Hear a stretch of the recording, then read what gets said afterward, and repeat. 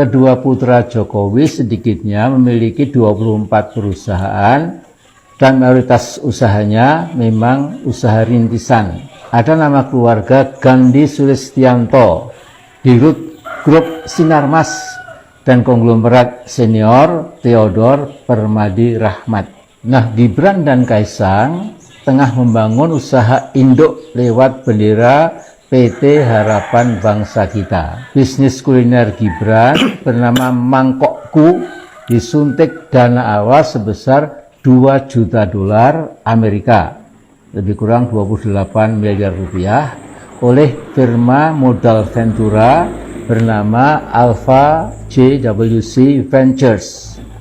Firma modal Ventura ini juga menambah lagi suntikan dana sebesar 5 juta dolar Amerika, ya sekitar 70 miliar rupiah. Singkat kata, kedua anak Presiden Jokowi ini memang sudah dirangkul oleh para konglomerat WNI.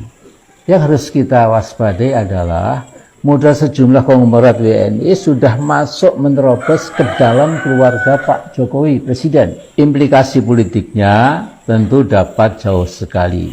Di jantung kekuasaan sudah bersemayam kokoh, kuat sekali bersemayam, yakni sebagian konglomerat yang saya duga keras kesetiaannya terakhir bukan pada Indonesia tapi pada Tiongkok daratan. Sudah lama saya menduga dan kini makin yakin bahwa agenda besar Cina adalah mencaplok Indonesia. Mula-mula lewat debt trap, jebakan hutang, kemudian akhirnya. Nah, itulah tadi video dari Kang Amin Rais. Kita tahu sendiri isi videonya tadi, beliau mengoceh yang tidak jelas dan membuat kita berpikir bahwa apa yang menjadi tujuan Amin Rais ini hanyalah untuk membuat kisru di negeri ini.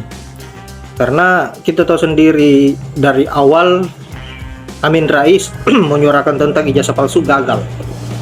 Dan yang kedua, Amin Rais ini menyuarakan people power cukup gagal juga karena sebagian besar masyarakat menentang dengan apa yang beliau suarakan. Dan yang ketiga, mempermasalahkan persoalan perusahaan-perusahaan yang dimiliki oleh anak Bapak Jokowi. Dan pertanyaannya kemudian, apa yang membuat Anda sirik dengan begitu berkembang pesatnya perusahaan yang dimiliki oleh anak Bapak Jokowi? Apa kaitannya dengan politik Indonesia? Kalau misalnya Amin Rais juga mau, ya silahkan membangun perusahaan dan mendatangkan konglomerat. Kalau bahkan ribuan konglomerat, itu tidak menjadi persoalan untuk menyuntikkan dana kepada Anda. Tapi kayaknya yang lebih cocok Amin Rais ini disuntikan saja, disuntik mati saja, itu yang lebih cocok. Karena apa yang beliau lakukan ini sudah luar biasa untuk membuat negeri ini lebih kacau dari sebelum-sebelumnya, karena hanya kepentingan kekuasaannya beliau seperti ini, dan bahkan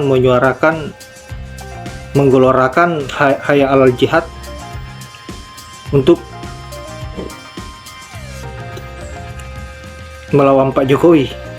Ini kan sesat, mencuci otak-otak sebagian masyarakat yang disebut kadrun tersebut yang sudah terjangkit. Bagaimana agar mereka ini semangat karena Amin Rais membawa nama agama untuk melawan Pak Jokowi, untuk menumbangkan Pak Jokowi, sehingga para kadrun-kadrun pengikut ini begitu bersemangat. Apapun yang dilakukan, kalau kita mengaitkan persoalan ini dengan agama, pasti mereka semangat sekali. Karena itulah kadrun, sangat mudah dikibuli. Sekalipun apa yang Amin Rais lakukan itu dosa besar pun atau kesalahan besar pun, pasti mereka tunduk dan menganggap itu hal yang benar, yang wajib dibela. Nah, saya berharap keluarga Amin Rais ini bisa peka dengan keadaan Amin Rais yang semakin miris ya, saya kira. Keluarga Amin Rais harus ambil tindakan karena semakin lama Amin Rais semakin membuat keluarga Anda malu. Seharusnya Amin Rais ini dibuatkan sebuah ruangan yang kosong yang dijauhkan dari media maupun kerumunan orang agar tidak lagi membuat kisruh seperti ini. Bersuara dengan membawa nama rakyat dan agama untuk menyerang pemerintahan yang sah yang kita tahu sendiri bahwa masyarakat saat ini sangat puas dengan kinerja beliau. Lalu apalagi yang dipermasalahkan?